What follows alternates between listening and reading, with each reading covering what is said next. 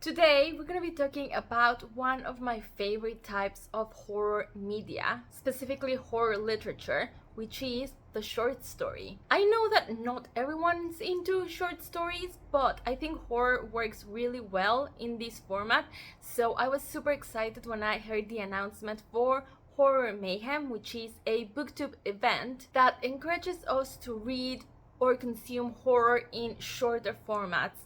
Anything under 200 pages, I think, which I thought was the perfect opportunity for me to dive into my short story collections, anthologies, magazines, everything. Which, by the way, while I was looking for material, I realized that I have an obscene amount of short story collections and anthologies. I'm actually planning to do a bookshelf reorganization soon, so let me know if you would like to see my collection of short story collections and anthologies, because it's huge. And honestly, I feel quite passionate about them. Once again, I've managed to record an unnecessarily long intro, so let's get on with the short stories.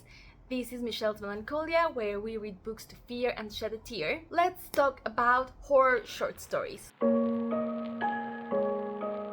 So the way Horror MayHem works is that there is a weekly theme and there's also this super fun kind of bingo board thing. And what I decided to do is just use the weekly theme as a springboard to get some inspiration of what to read and then try to tick off as many squares as possible. So the theme for week 1 was local horror, and I decided to interpret local horror at different levels. So the first thing that I chose to read from is this magazine called The Ghastling. This is volume 18. This is a magazine created in the UK, which is where I live, so it's sort of local. And it also ticks the indie horror square, because this is basically put together by like a very small team and it's not associated with any large press. It's absolutely gorgeous, by the way. There is so much artwork inside. It has a very cohesive look, so it's not only fun to read, but it's just so beautiful to look at. I am a huge fan of this magazine. So I read the first story in it, which is called Lord Blackstone's Curse by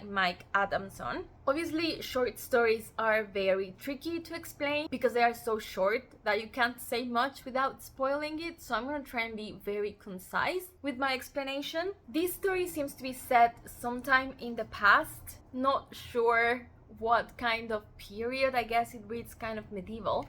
And it's about this man that rides into a town and sees that everyone has left. And he kind of explains that this is something that happens every so often because there is a creature that comes into town and no one wants to come across these creatures, they all leave. But he rides up to a pub and he finds 2 men there. So he goes inside and he questions them about why they decided to stay when they know this creature is coming. And after talking for a while, the creature makes an appearance and we get to find out why all these men are there in the pub. And obviously this is called Lord Blackstone's Curse, so I ticked off the curse box in the bingo board. And the other story I read from this magazine, it's a very short story, only 3 pages long, called The Wait by Stuart Cleland. And I guess in summary, this is about a man who is going through a lot of grief because his wife died, and this grief has manifested itself in his body as him losing a lot of weight. And that's really all I can say because it comes to a conclusion very quickly. But I will say it was a really sad story. It was kind of confusing and kind of disturbing. And I used this one to tick off the body horror square as well. So that's another hint for you. Then I got sent a review copy of this short story collection. I had to check the name. It's called All Who Wander Are Lost, Destination Horror Stories. This is by Gemma Amor, which is one of my favorite British authors, which I guess in some way she is kind of a local to me. That's the excuse I gave myself. But because it is Destination Horror Stories, I thought maybe I could find one set in Scotland, which is where I live. But obviously just from the titles of the stories, it was hard to tell which ones, if any, were set in Scotland. So I chose one that could be. Turns out it wasn't. It was set in England, but I guess it still fits the prompt. And I completely forgot the name of that story, so I'm gonna have to check. Sorry, I don't know why I've been so bad with titles lately. It's called The Ancient Ram Inn, and this was so much fun. It's about a group of friends that decide to go on a tour of this haunted hotel, haunted inn, on Halloween night, and as they get to learn a little bit about the history of what happened in this inn, things start to get really weird and really spooky. I don't want to say much more about it because it's very easy to spoil. I'll just say that it's a very fun take on a classic ghost story trope, and it also reminded me a little bit of this movie whose title I'm also forgetting for some reason, but I'll put the movie poster here. It gives kind of those claustrophobic vibes, and it was super fun, and it had some really scary bits as well. And I used this story to tick off the ghosts box, and for now the haunted house box as well. It's not technically a haunted house, it's a haunted inn, but I think they're similar enough. Although I'm still gonna try to find a haunted house short story to be like extra strict with my bingo board. Then I decided to go more local and actually read something from Scotland. There is one short story set in Scotland written by David Sodergren, and it's in this anthology called Experiments, and I know I own that book, but I couldn't find it. It's been almost a year since I moved and I still have books in boxes, which is a terrible thing to think about, but I'm sure you won't judge me. Anyways, to tackle Scotland, I went with this book called Haunted Voices, an anthology of Gothic storytelling from Scotland. This is from Hunt Publishing, which is also a Scottish press, so it was extra local. And I bought this book without really knowing what it was, and let me tell you, it is an absolute gem of a book. It draws on Scotland's storytelling tradition to transcribe stories that actually are communicated person to person through the generations, and many of them are transcribed from like really old records that are kept in the university. So when you read it, really it's not like polished writing, it's really like someone is telling you the story around a campfire. And then I discovered, well, it's in the introduction, that the actual recordings are available, and that's how they put together the audiobook with the authentic voices of these storytellers. And I really didn't want to miss out on that, so I actually went and bought the audiobook as well, so I could read and listen together. And I think that was the best experience I could have had. I think really you could do with only the audiobook, but because these were actual people telling the stories, they tell them with a very pronounced Scottish accent, and also they use a lot of Scottish words. So first I tried by only listening and I couldn't understand anything at all, so I had to read along as well. This was so fun and it was truly so scary. It brought me back to my mom and my aunts and uncles just telling me scary stories when I was a kid. The story I read is called The Warlock and Robbie, and it was narrated by Stanley Robertson. And this is about a man, Robbie, whose job is basically to go around little villages doing odd jobs for people, so whatever he can do to get money. So he shows up to this house and asks them if there is any work that he could do, and the woman tells him that someone has died and the undertaker's assistant was not able to come, so does he want to come in and assist the undertaker? And he says yeah, sure. And he goes in and they arrange the body, and then the body gets buried, etc, etc. And then he finds out that the person who died was a warlock, and the warlock had beef with the undertaker, and the warlock is not happy that he has died without getting the appropriate revenge on the undertaker, so he's gonna try and come back. With this story I ticked off the witches box, because I mean a warlock is a male witch, I think, maybe, and also the possession box, but I won't tell you why. And finally I decided to go into a deeper level of local, and since I am originally from Mexico, I decided to read from this short story collection,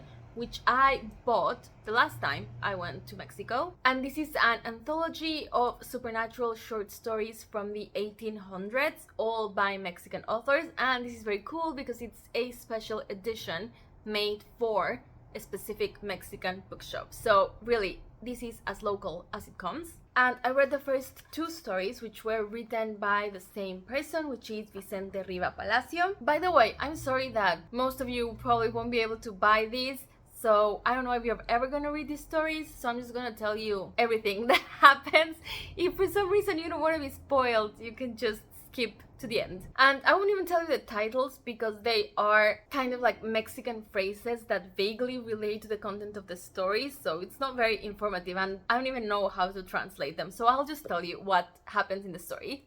The first one is more of like a humorous kind of story rather than scary, and it is about a demon who lives in hell, and again, he has beef with another demon. They're like rivals. And then one day, Satan tells this demon that he is allowed to go up to Earth and have a good time. And the only thing he asks in return is that every 2 weeks he has to send him the soul of a young woman. So this demon goes up, he's very happy that he gets to experience all the earthly delights, and while he's there he's obviously looking for a woman that he can send down to hell, and he finds one, but he actually falls in love with her. And then they have this conversation where they're like, well, we cannot be together, and she offers the option that they both die and then be together forever. So they take poison, and as the demon is kind of spiraling back to hell, he realizes that the woman is not coming with him. What's happening is that the woman is transforming, and he realizes that she is transforming into the demon who is his rival, and it was a trick all along. So yeah, it wasn't really scary, but it was actually told in quite an entertaining way, so that was cool. And I used that for the horror adjacent box, because it's not really horror, it's just about demons. And the second story is also very, very short, it's 3 pages long, and it is about a man who starts to get really into esoteric stuff, so like divination and communicating with ghosts and supernatural powers and all of that. And he's so into it that it's like causing problems in his family life because he's like obsessed with this. And then one day his friend comes to visit and they're having this conversation, and the man admits that although he's been studying these things for so long, he still has no idea what happens after people die. And the friend kind of jokes and tells him, oh, when I die, I'll come back and tell you. And then a couple nights later, this man is woken up by a noise by the window. And then when he looks there, he sees his friend and he's like, what are you doing here? How did you come in? And the friend is like, well, I'm dead. I died, and I just wanted to come here, talk to you and keep my promise and let you know what happens. The funny thing is that the man is so scared about seeing a ghost that he just tells a friend to go away, and he never gets his answer. So this is another ghost story for the bingo board, and I thought that I could also use these stories for the translated horror box. They are not technically translated, but I guess the point of that square is to read books from non-English speaking writers, so I think that accomplishes this goal. Other than that, currently I am also reading My Work Is Not Yet Done by Thomas Ligotti, which includes the titular novella, and I think it also has other 2 short stories in there, but I'm not finished with that, so I will tell you about those next week. And I'm super excited for next week because the theme is movies, horror movies, or movie horror, whatever, any short stories related to movies in any way. So if you want to watch that, make sure to subscribe, and as always, please leave me a comment telling me anything you want. I always love chatting with you. Tell me what you're reading or what you think of any of these stories, and I'll see you in my next video. Bye!